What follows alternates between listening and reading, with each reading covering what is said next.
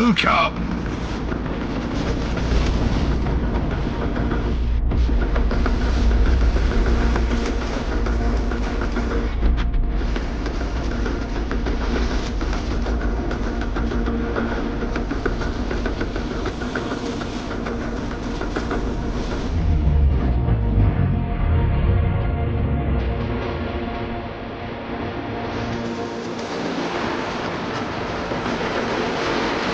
Valhalla, give it up for the one, the only, the Mad Doctor, Adega Outlaw!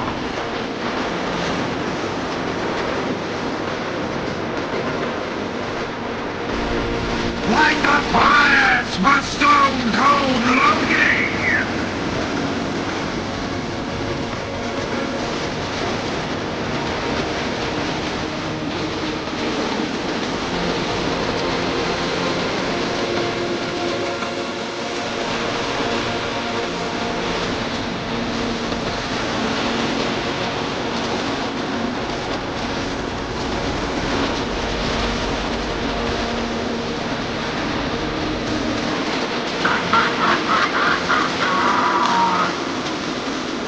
Ladies and gentlemen, welcome to Seven Kinds of Mischief.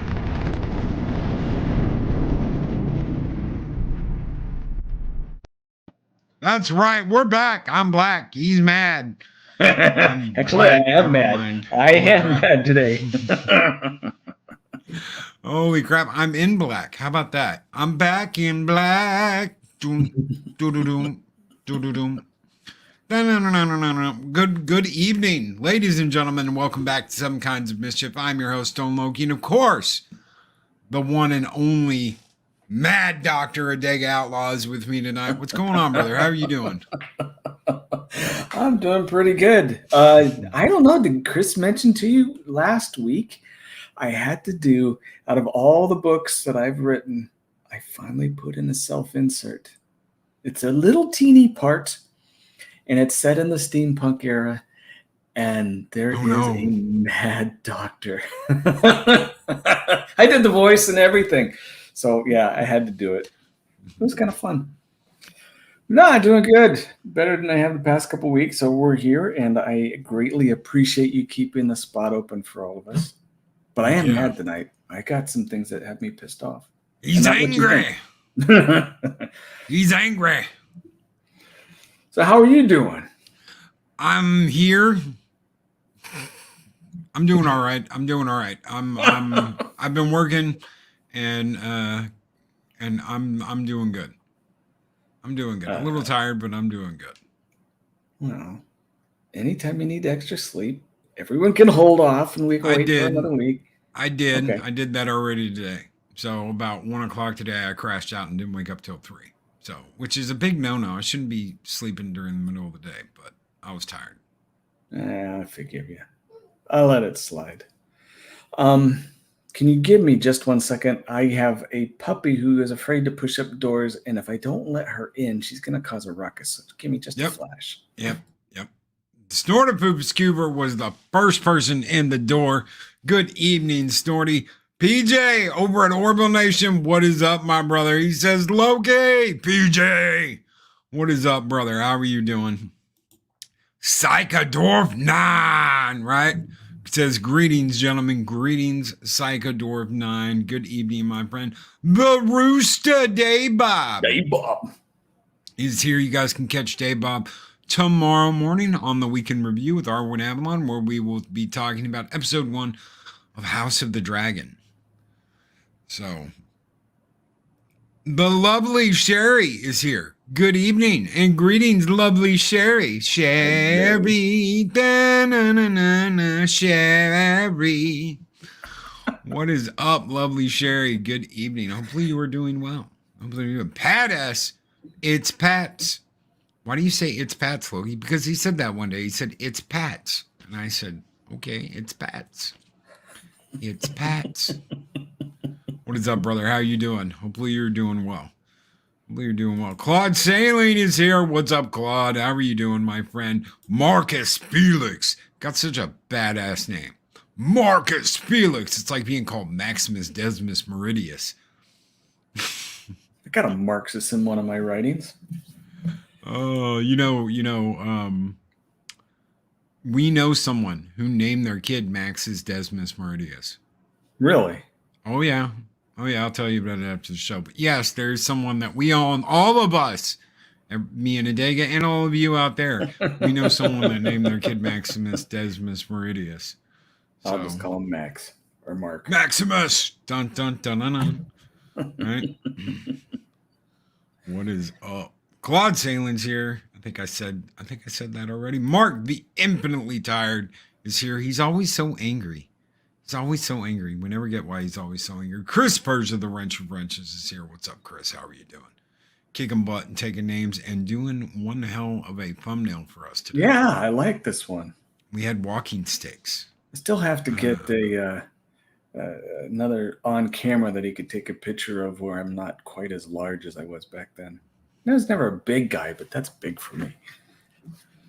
David Glenn.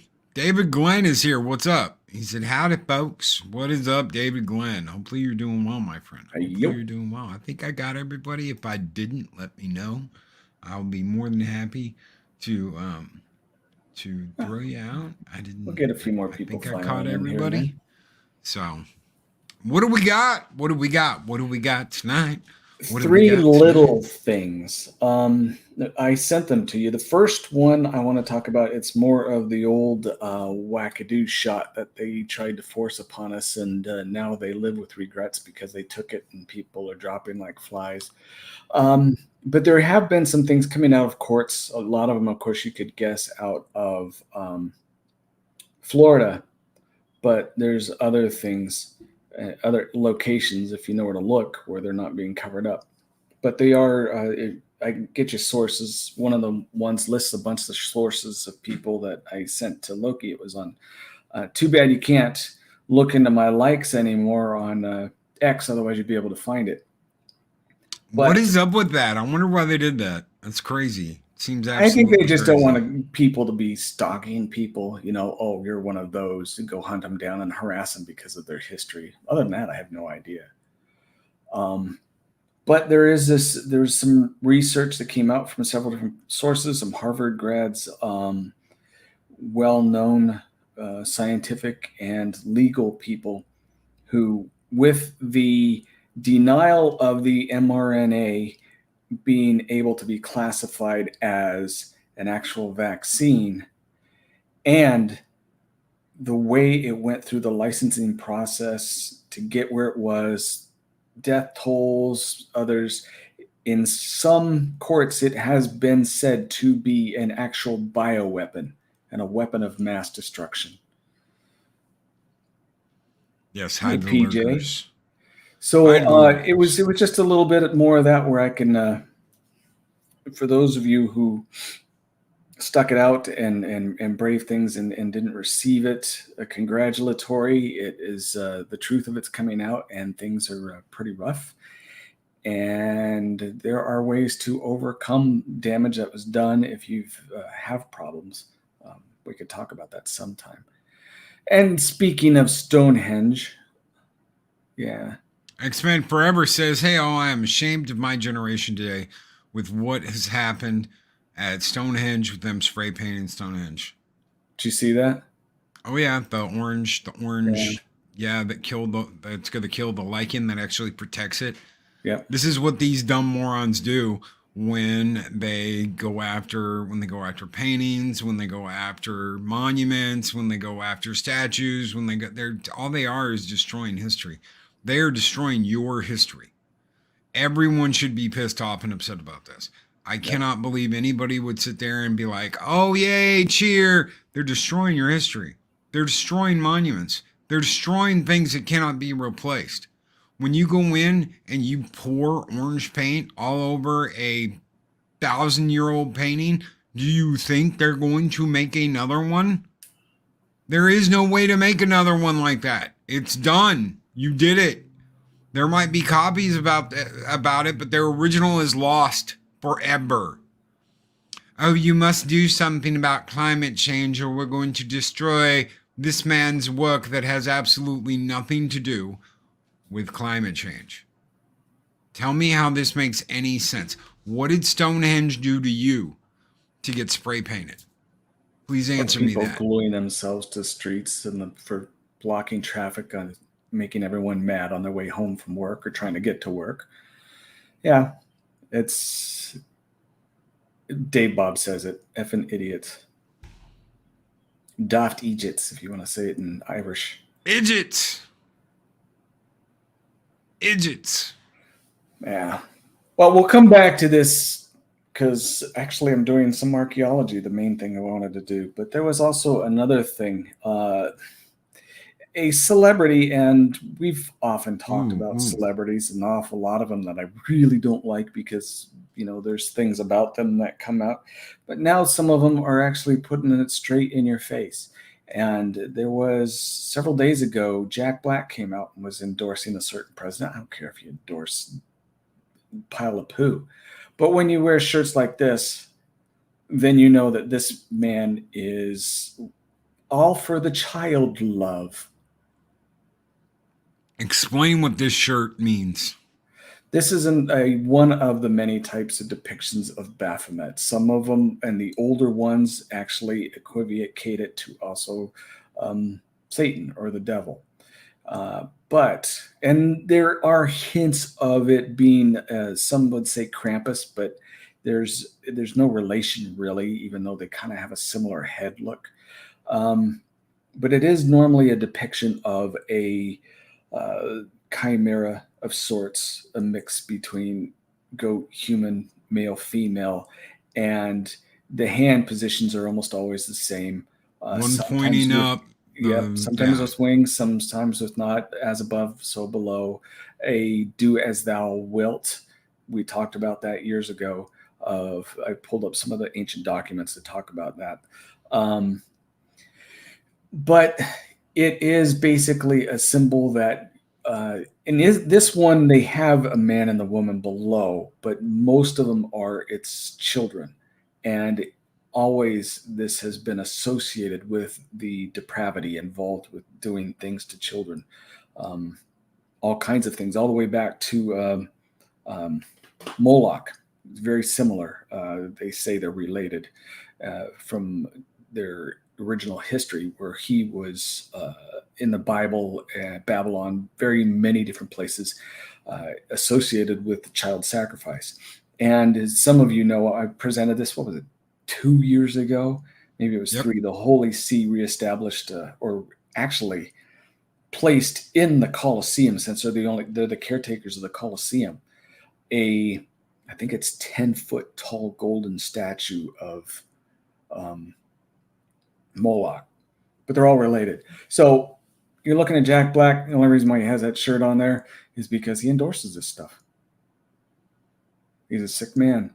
As much as you may like his comedy or not, these are the people who are trying to tell you what to do with your life because they want to get at your kids. I have no patience for that at all. And saying, how dare you? Yep. How dare you do this? How dare you support this? How dare you like this while they do their shit? Yep. Yep. It's all around. And I've told people before, you've heard me say it when we've talked about some of these things, that it's in every community. And you guys know that I'm in a very small town, less than 2,000 people. And someone opened up a shop in our small, dinky little downtown and celebrated. And one of the statuettes that they sell there is one of those. It's in every town. You don't get away from it. It's a horrible thing of our day. And so just keep your eyes peeled, your ears open, and a head on a swivel. Watch your kids. So, all right, the third thing I wanted to get with, this goes along with the Stonehenge thing because we have found things that are thousands of years older. This is Göbekli Tepe. Most of you know this. I have a Wikipedia thing. I don't want to read it. I originally did. I'll just give you a paraphrase. The major interest in it, some say even the discovery, was 1964. They piddled around with it, thought it was some Paleolithic stuff, and then they started digging up, thinking it was a burial site. But then something interesting happened a few years ago. It wasn't that long ago. There are some rumors going around about it. There's rumors that there's pictures of it, but everything's been literally buried really quick. They were finding all these statues of all these different animals. And then you can see on the one, go ahead and go back to the other one. On the one second from the left on the top, there's those little box things. There are images very similar to like that around the world. Some call it a handbag. I personally think it's a handle for a book.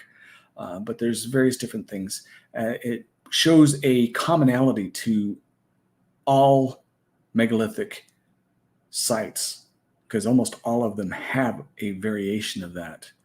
But you can go ahead and explore more pictures.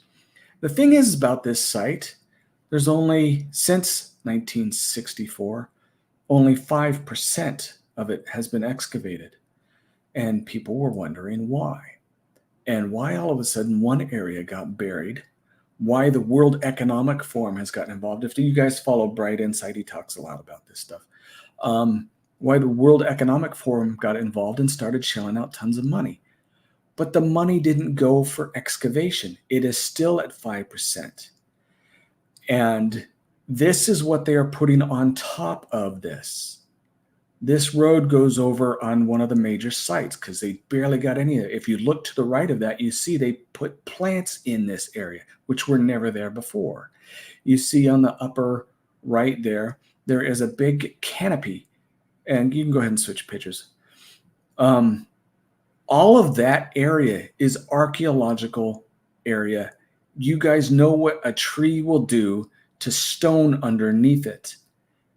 The World Economic Forum deliberately is hiding all of this. And the consensus that is coming out, yes, they are burying it. And there's all kinds of other sites, historical, archaeological sites that they're starting to bury.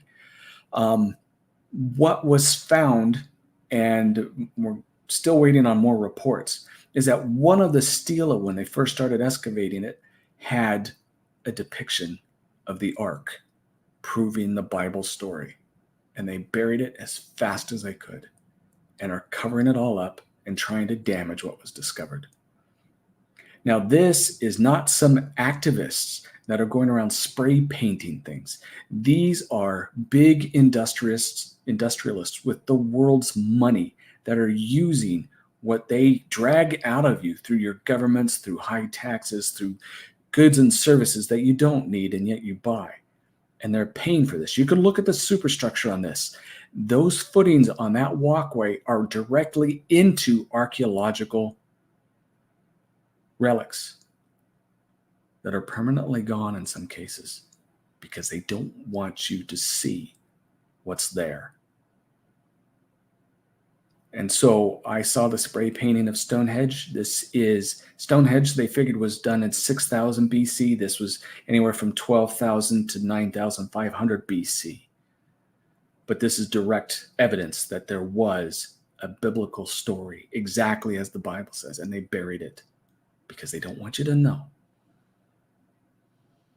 So they want you to focus on this stuff and not pay any attention to basically what they're covering up over here. Exactly. Kind of like a magician, Yep. get you to focus on one hand while his other hand's pulling the rabbit out of the hat. Yep. Look how great we are. We made this for you. Nice. Come and visit and you could see the animals instead of the genealogical history or the mechanical history, the device history, all the different things and the stuff that they had.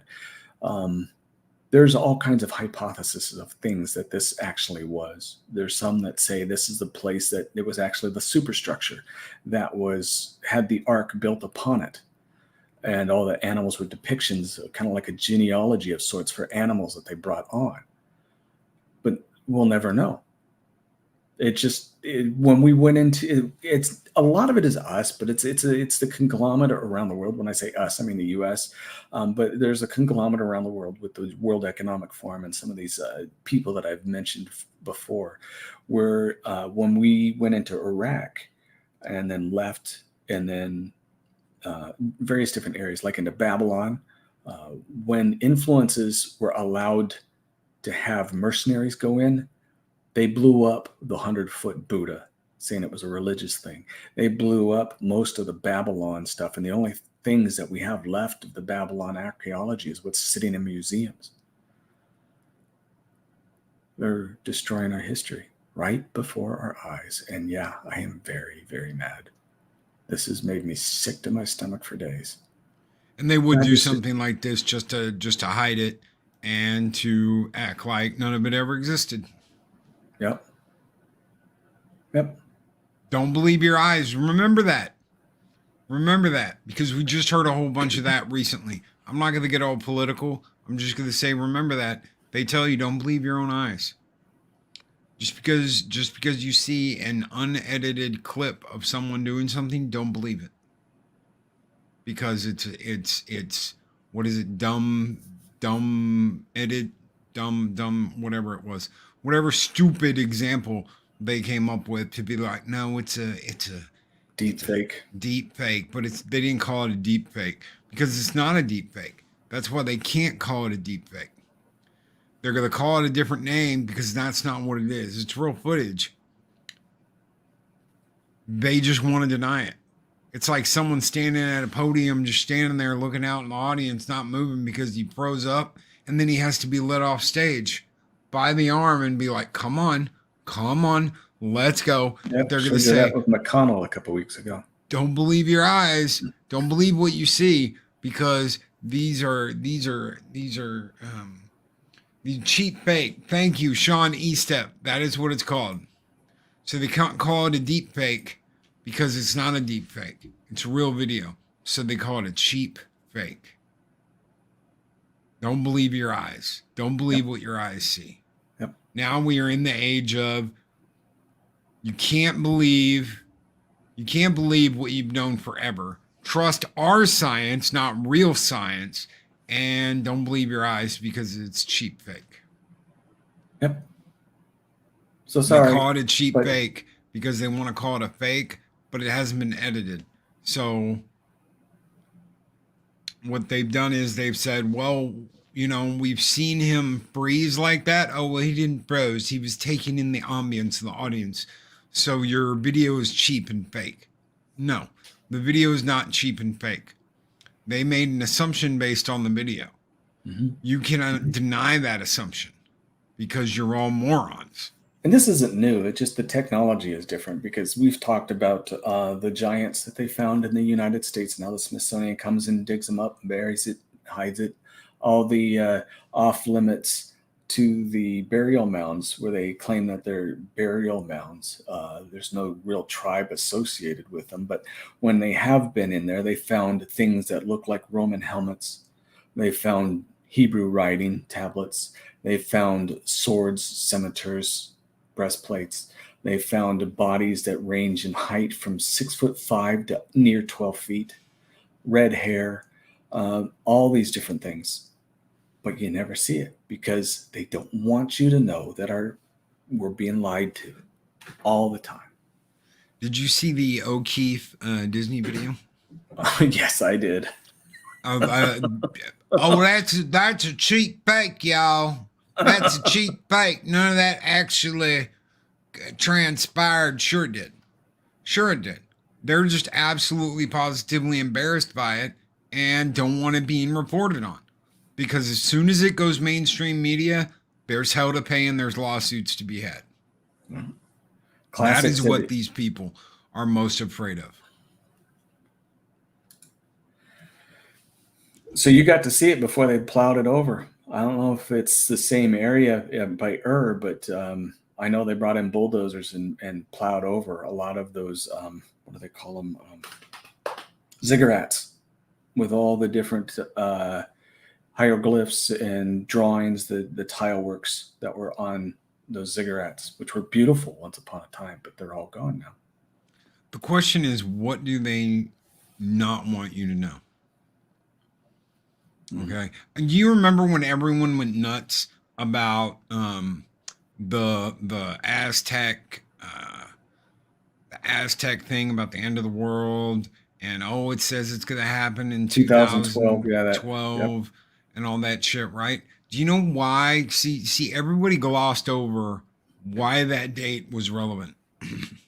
The only reason why that date was relevant was they had this giant stone, and they'd written all these dates and mapped out basically the course of every year and every date, all this shit. And that was the end of the stone. There wasn't any more room to put anything else on there. That was just it. They ran out of room. Right. Oh, the world's going to end and blah, blah, blah. They just ran out of room. Y2CD, what is up? He says, Loki, Adega. I heard of some theories about a hollow earth. I should get into that someday. There's quite a few theories on that. Especially, well, I did talk about that a little bit. Remember when we went through the Thule Society with the Nazis? Yep. Yep, we did talk a little bit about it. Yes, we did. And it's more prevalent now than it's ever has been because of Godzilla, Gojira, and Kong. Right. But I knew about that when I was a kid. Why? I watched Journey to the Center of the Earth when I was a kid. Where's all the magma and fire? Oh, well, it's deeper. Man. Oh, this is where Atlantis was. Atlantis was inside the Earth. All kinds of cool stuff. Go back and watch classics. They've been talking about this for forever. Jules Verne talked about it. So many people talked about this. Hollow Earth, that it goes back decades and decades. And we talked briefly early on when I was doing some of the cryptids about was it the Black-Eyed Children? And then the ones in Ireland where they claim they came out of the center of the earth. Yep. Yeah. Liquid hot magma. Yes. Well, we know there's something hot down there. Those volcanoes wouldn't be doing what they do. So, but we have no idea. We have no idea because we've never been down that far. And God help me, I do not want our government or anybody else's government trying to drill. No. We got an idea. What we're going to do is we're going to go down past the crust and we're going to ignite a thermonuclear device. That way we can just peer down that hole and be like, woo-wee, boys. No. N-O. Do not do some dumb, stupid shit like that. I know. That's why I'm saying what I'm saying. N-O, N-O, no, thank you. We talked about that haunted stories about that super deep hole. They get heard hell. Didn't we play that before? I think so. Yeah. Pretty sure we did. That came out of the hell hole. Yeah. Yes. And talked about the rats. Yeah. Yes. No. Skavens. Kill, die. No, we're not doing that. All right. Well, that's what I had. Share with you a little bit of my anger of the past week. All right. Let me, I'm going to stop my camera for a little bit because I'm going to read. And God help me. Yeah. I can't read and have that going at the same time. So give me just a second. Let me turn the light on. Okay. All right. So, if Gun Bunny is out there, I know Psychodorf 9 is. This is from what Gun Bunny. Yeah. So, this is, it's a little bit into the book, and it's called Tales from the Prosetta. It's from the Edda, ladies and gentlemen. Among the Aesir, or gods, is reckoned one named Loki. By many, he is called the reviler of the gods, the author of all fraud and mischief, and the sham of gods and men alike. He is the son of the giant Frabruta, his mother being Lothi or Null, and his brothers Bylist and Helblindi. He is of a godly appearance and elegant form, but his mood is changeable, and he is inclined to all wickedness, in cunning and perfidy. He excels everyone, and many a time has he placed the gods in great danger and often saved them again by his cunning. He has a wife named Sigyn, and their son is called Nari. Loki had 3 children by Angrboda, the giantess of Jotunheim, the giant's home. The first of these were Fenris, the wolf. The second, Dormammu, the Midgard serpent. And the third was Hela, death. Very soon did the gods become aware of this evil progeny, which was being reared in Jotunheim. And by divination, they discovered that they must receive great injury from them, that they had such a mother spoke bad for them. But their coming of such a sire was a still worse presage. All-Father therefore dispatched, that would be Odin, certain of the serpent down into the ocean which surrounds the world. There the monster waxed so large that he wound himself round the whole globe, and that with such ease that he can with his mouth lay hold of his tail. Hela, All-Father, cast into Niflheim, where she rules over the 9 worlds. Unto these she distributes all those who are sent to her. This is to say, all which die through sickness or old age. She has there an abode with very thick walls, and fenced with strong gates. Her hall is Avenir. Her table is hunger. Her knife, starvation. Her manservant, delay. Her maidservant, sloth. Her threshold, precipice. Her bed, care. And her curtains, anguish of the soul. The one half of her body is livid, the other half is flesh color. She has a terrible look, so that she can be easily known. As to the wolf Fenris, the gods let him grow up amongst themselves, Tyr being the only one of them, Tyr being the god of war, who gave him food.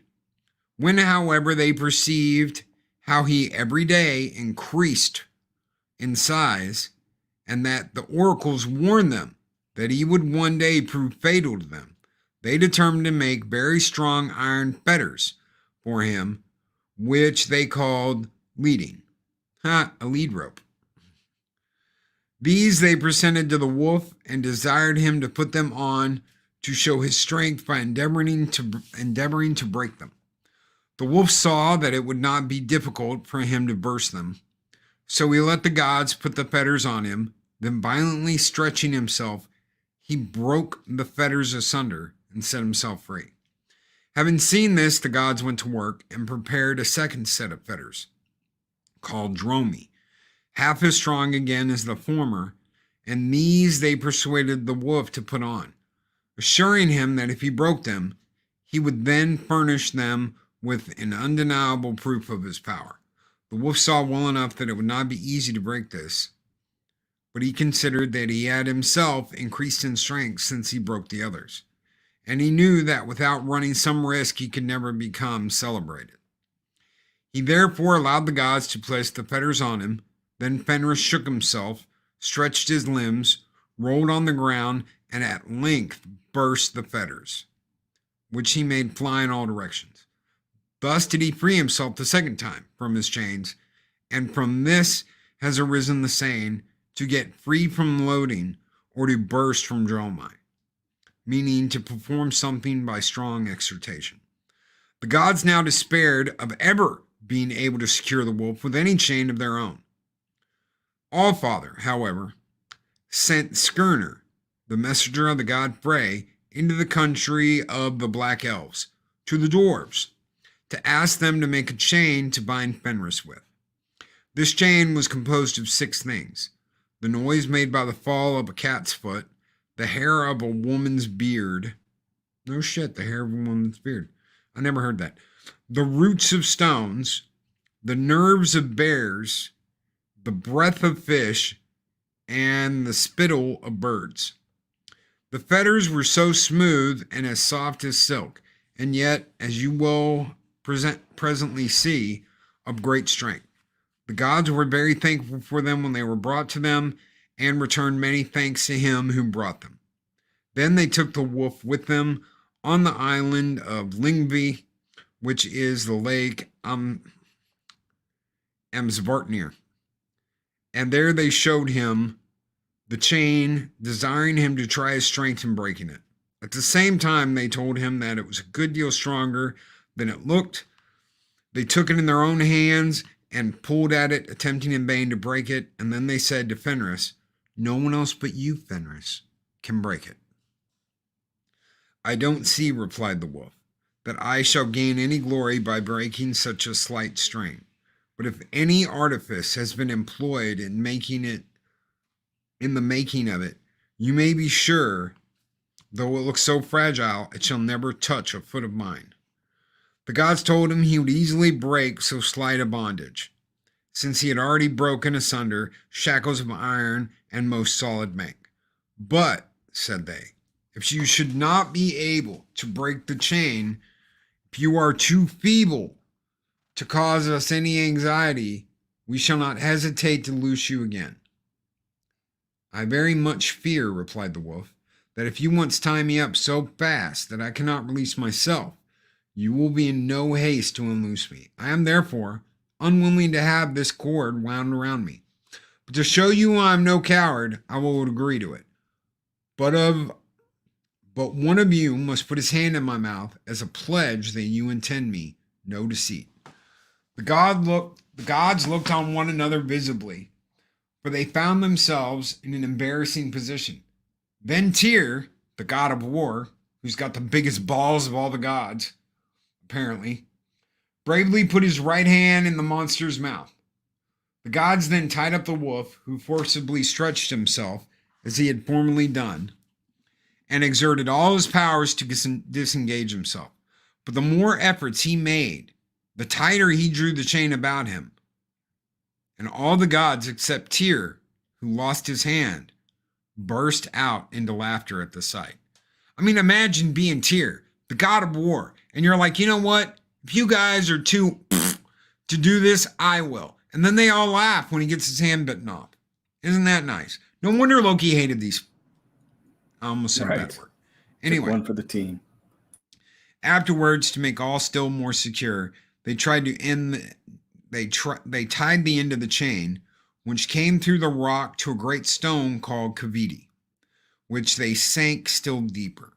The wolf used his utmost power to free himself, and opening his mouth, tried to bite them. When the gods saw that, they took a sword and thrust it into his mouth, so that it entered under his jaw right up to the hilt, and the point reached his palate. He howled in the most terrible manner, and since then the foam has poured from his mouth in such abundance that it forms the river Bon. So the wolf must remain until Ragnarok. Such a wicked race has Loki begot. The gods would not put the wolf to death, because they respected the sanctity of the place, which forbade blood being shed there. And thus endeth the tale of Loki's children, and basically all three of them getting tricked by the gods, because guess what? They weren't Loki, and they didn't expect these douchebags to do what they did. I mean, Think about it. It is no wonder that Loki was like, you know what? I just don't like any of you, and I'm going to do everything I can possible to make your lives miserable, because you guys have a wicked, warped sense of humor and think that tying up animals, tricking your god of war into sticking his hand in his mouth and then getting it bit off, that's something we should be laughing about. Yeah, not very nice. Besides, it could have had the dog make good friends. Instead, they were fearful. So we'll read more next time. Thank you so very much, Gun Bunny. Thank you. Please, Psychodorf9, let her know that we read about Loki and his children today, and what happened to little poor Fenrir. You know what? If I get a, I was thinking about getting me and you talked about this. I don't know if I talked about it on a show. Getting a half wolf, half husky pup. Yeah, you did talk to me about that. I have to name that dog Fenrir if I do that. Guaranteed. Yep. A big silver dog. Big silver dog. Silver and black. There was one they had called Cloud that was just this white ball of fluff. But I was like, holy crap, that is the most beautiful husky I've ever seen. Pure white. Mm. But I couldn't get it to him in time. So now it gets warm down there. So if you get a husky, I know one trick. You'll have to find people that know how to deal with them when they get warm. But patients of mine years ago had a big Saint Bernard, and they would shave its belly in the summer, so it can lay on the hard floor or the tile or what have you and help cool it down, since they can only cool themselves by panting or their pads of their feet. Yep, that's what my golden retriever Australian shepherd, that's what we do. Shave him down in the summer. That way he can stay cool. There you go. You need a pupper. Thor, poisoned by the serpent, slays Jormanu and takes 9 steps and dies. That's right. That is right. All right, guys, we're getting out of here. Thank you so much for being here. Yep, thank you very much. Letting me vent. Thank you for hanging out with us tonight. DJ Ronnie G, FKHC 2005, Psychodorf 9, Storna Poopus Cuber, my favorite polar bear on YouTube. Mark the Imply Tired, The Rooster Day Bob, Sean Estep, Chris Persia, The Wrench of Wrenches, Penny, the lovely Leia Rose. Good evening, Leia. Hopefully you are doing well. Classic Comics, what is up, my friend? Thank you guys so very much. And the lovely Sherry was here earlier. Yeah. One of these days, I'm going to get a screen capture, not just a screen, but a video capture, so you guys can see what Loki does when he's yelling in the background. Oh, God. No, you're not. Oh.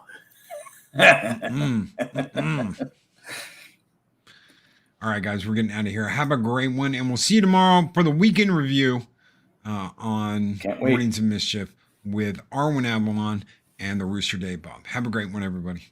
See ya.